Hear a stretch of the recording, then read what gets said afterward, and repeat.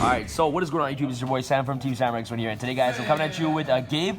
Gabe, what'd you do this past coming weekend, bro? So I've been testing spirals and magicians, and I like the magicians more. So Okay. I found a list to beat them. Okay, so this is an anti-spiral magician list. Basically. Okay, alright, so without further ado, let's start with the deck profile. I'm basically like 13-1 against spirals. 13-1 against spirals? 13-1. That's crazy. I know. Unfortunately, the one loss was in top 4 at the OCS, which I topped. I went 6-0 and then lost in top 4 to Dylan Fricker, because he ashed my desires and I just lost. Okay, so let's get into the deck profile. So I played for the performance files, triple sorcerer and triple joker. So obviously joker is the best normal summon in the deck. You need a sister triple engine, and the reason why you play triple sorcerer is because this card got so important now, because you really need to trigger its effect turn 1 to pop your iris, because back last format you would go tornado to pop your iris, but since you can't afford to make tornado because tornado does like nothing against spirals, you need to make another rank 4, like aka Baguska, because Baguska like destroys spirals. So you really need to see this and just see this card, because Sorcerer is an amazing card. Obviously, like, you only have one target, but you only need to pop one card turn 1. Yeah. You never really want to pop more than one card, because leaving the other magician in scale works because you have your trap set up. Yeah. So I wouldn't play like Turtle or Lizard Draw, because they just like add a little bit of inconsistency. Sure, the draw is nice, but like I'd rather just be popping one. And I like this ratio is just amazing. Like, I feel like you have to play triple Sorcerer. And for magicians, triple Wisdom Eye, 1 Oath Dragon. Obviously, you have to play triple Wisdom Eye. The card's amazing. And Oath, just like, I like this card, but man, it sucks so bad to draw. Yeah, I drew this card like 3 times, and like every time I drew it was just awful. Except the 4th time actually, I actually summoned this card in OTK because it's 2100, so it's big. But yeah, you know, I see people. If you want to play more than one, just trust me, don't. It's like it's really bad. Yeah, definitely play triple Wisdom. You just want Oath when you like need it. All right. Then the magician is triple harm, the best one. Harmonizing, triple double iris, triple purple poison magician, and double black fang.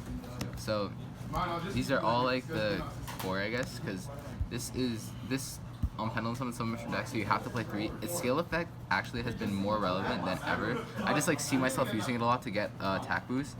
This is obviously amazing because it searches your spell and trap Pendulum graph, so you have to maximize.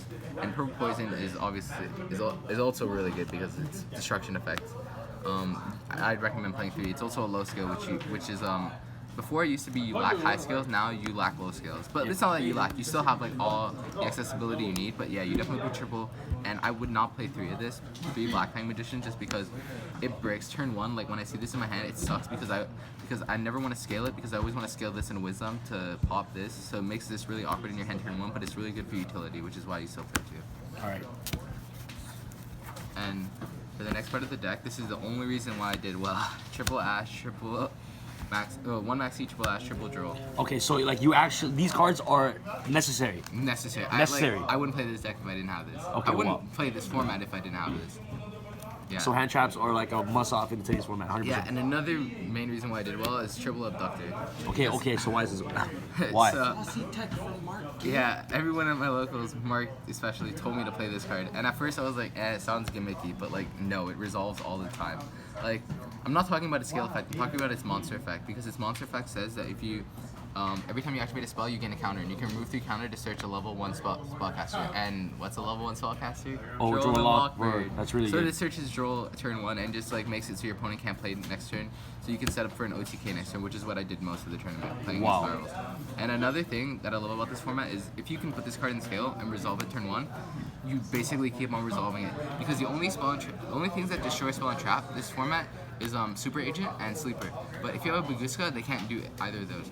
Since Trident's out of the picture, this I've resolved this card like so many times in one duel. Like I think the most is around 4. Like every other turn, I was activating it, just like preparing myself to kill him. Like because everyone uses spells, so this gets to about kind of. I just keep on searching. Yes. Another relevant thing that it's Earth, and you'll see why later. But yeah, I recommend playing this. Like 100%. Droll, Lockbird, and Ash. And Abductor is amazing. And Abductor. Okay, guys. Spicy tech. Also, low scale. You need low skills. That's it for monsters. So yeah, I don't play Avian because it conflicts with Baguska since Baguska negates Avian. Yes. Triple Duelist Alliance, you want to see this card, it's amazing. It searches literally like every other card that you want in your deck to fix your hand, to make your hand better, because it searches every other piece. One Pendulum Call, this card's really good because it combos with the trap card to send a card to the grave. And my friend Siobhan got me on this card because I thought it was ass. And it's still pretty bad turn 1, but it's good because when you need to guarantee your skills and not get destroyed. And it's handy putting a Black Fang in skill, halving, and then the Black Fang not being destroyed, and then pumping and your stuff not being destroyed. It's just like a decent card to play at 1, just for when you need it. Because there are times when they have like a sleeper that you do need it.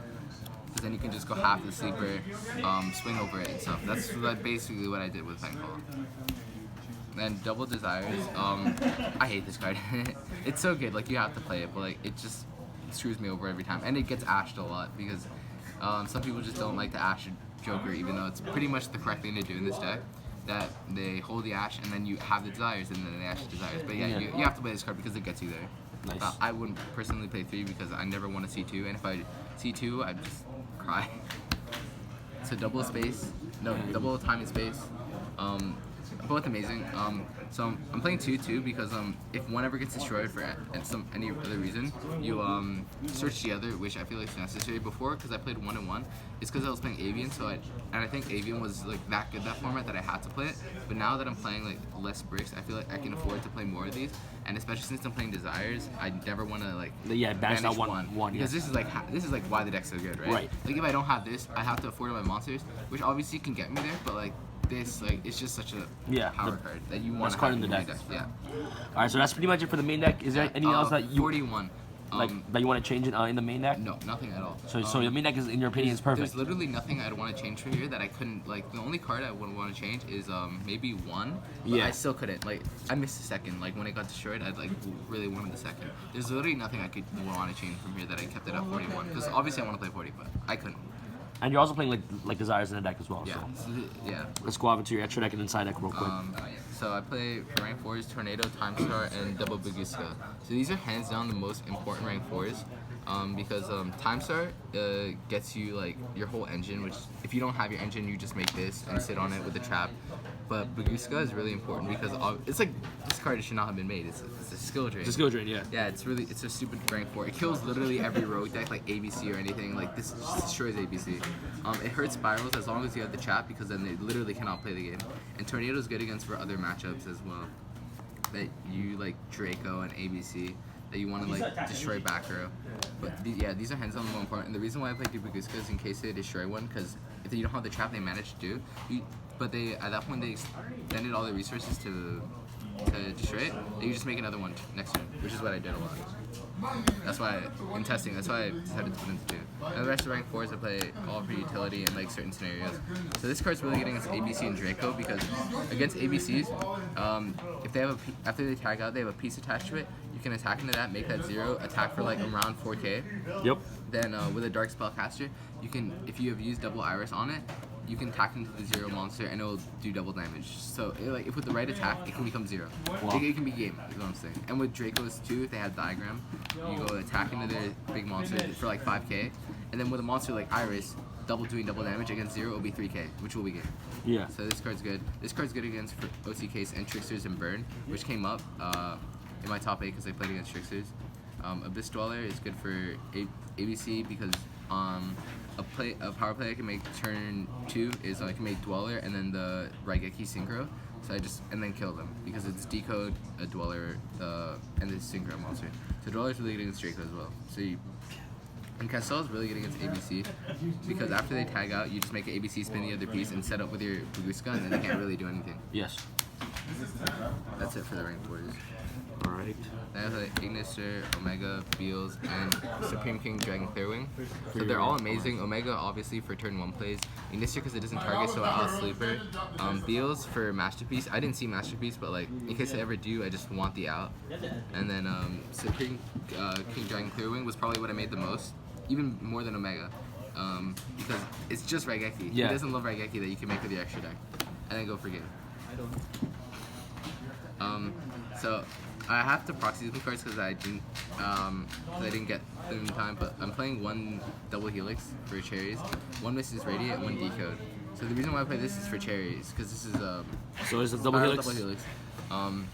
I didn't play cherries the event. At the event, I played 2 Supreme King Dragon Clearwing because honestly, I could play a 14 card extra deck and be good. There's nothing here I really needed. Yeah. So I just decided to play 2 of this in case this set ever came up, but it never came up. And in my side deck, I was playing other cards, but I decided to play cherries, and in testing, it's been doing a lot better to side it. So since I'm playing 14 cards, I just didn't have space in the side deck, so I just put in the sleeper in my extra deck. Alright. So I play Decode because it's generic and it's obviously good. And I play Mrs. Radiant because if you haven't noticed, your Abductors are Earth. Baguska and Abductor and also Sorcerer. They're all Earths.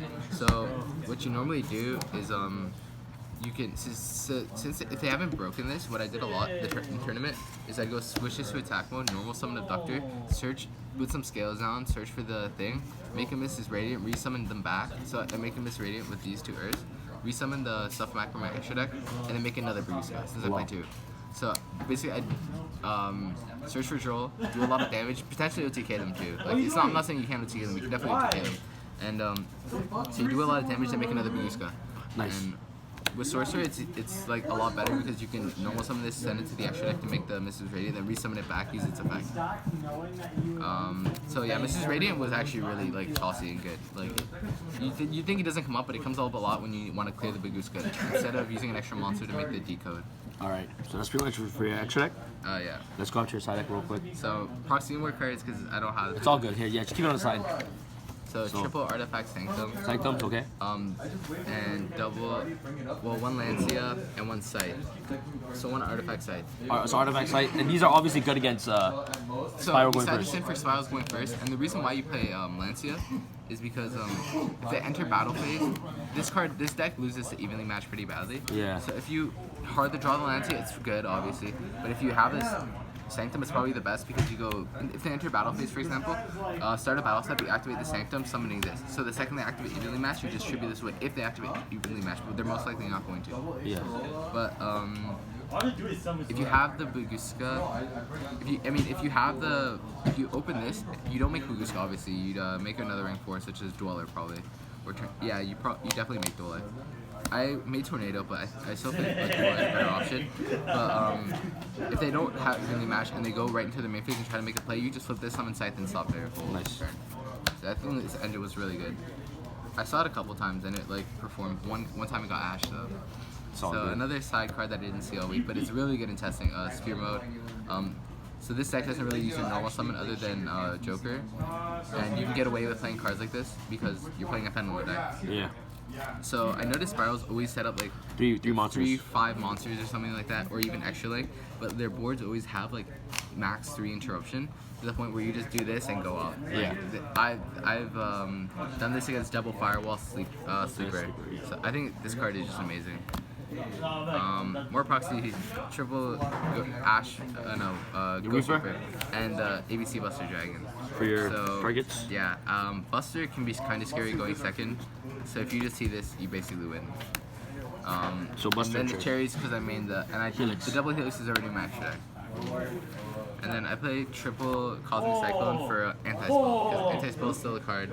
Obviously it doesn't hurt as much as it did like before, like a year ago, since you have Purple Poison, but I still want a good out. And it's like still good against other decks like Dracos and stuff.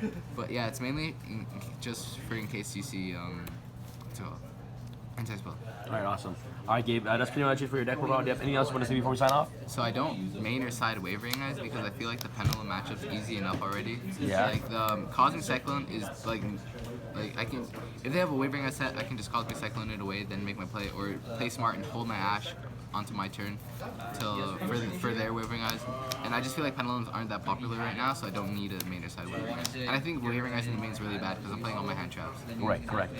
Okay, awesome. Gabe, thank you so much for this deck profile, and this is Sam from TeamSamuraiX1 signing out.